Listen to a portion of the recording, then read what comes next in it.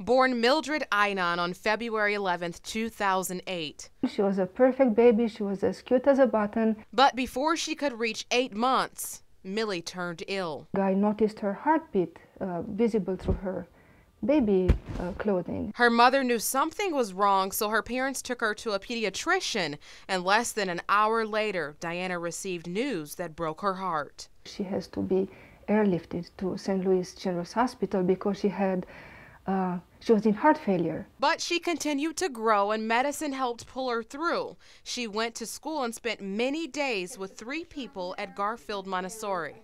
Many times when the class was out at recess or they were at PE, then we would spend time together reading books. Millie couldn't participate in PE, and my daughter chose not to participate in PE, so the two of them spent a lot of time together. Some of those times that she wasn't able to go to her specials and such, she came in and would have a little relaxed time. Teachers Sarah Ransdale and Jordan Rare and Piper's mom, Toby Randalls, formed a bond, something so strong that's pumping life into a school missing Millie. God puts us on this earth to take care of those that are around us, and if we all take care of the people that are around us, that's what we're supposed to do. But the beautiful blue-eyed child wasn't done fighting. Her brain started to hemorrhage, and she was having seizures. Doctors didn't have much hope. I would send messages back and forth to Miss Ransdale and say, we can't give up, she's gonna do this. She beat all the odds. She came back. She woke up from something that the doctors were afraid that her brain was damaged. It wasn't. And then she was strong enough to be put on a heart transplant list, and after waiting for months, she now has a new heart. I'm hoping to see that young girl at a workspace with me right next to her working on another work, and I know that's going to happen. Life started again when she woke up and when she received her new heart. Sometimes in the middle of the night I wake up and I say, oh yeah, she's here.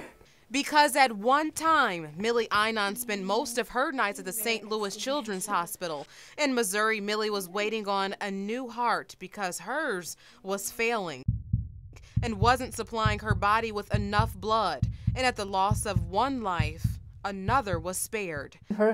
Her new heart works just so wonderfully. After months of being hooked to IVs, coming home was a true blessing, but has its challenges. We have to be so careful. We have to be like nurses, pharmacists, to make sure that we have the right bottle. Starting off with 17 medications and now down to 14. It's such a long list, and sometimes we look at the wrong time and we have to double check. But through it all, Millie is excelling in another area. This is Mexico. School.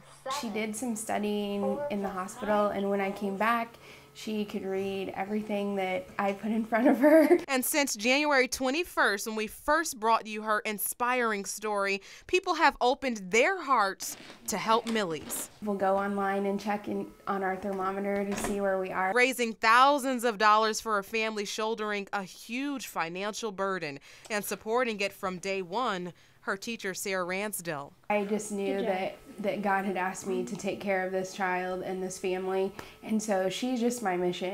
A heartfelt mission full of love, helping one special child. It made me feel happy. I'm Brigette Burnett for WAND News.